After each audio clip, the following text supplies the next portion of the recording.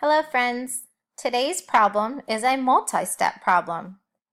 That means you might solve this problem a couple different ways to get to the final answer.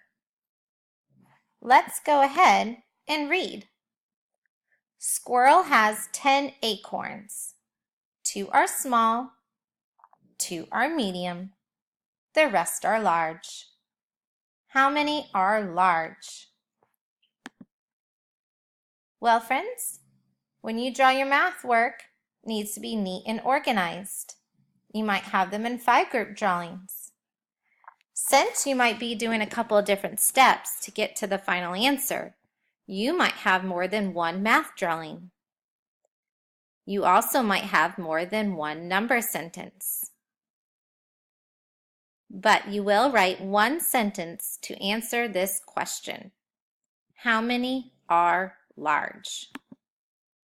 On your seesaw video, talk us through all the steps you did today. Where did those numbers come from? How did you get the final answer?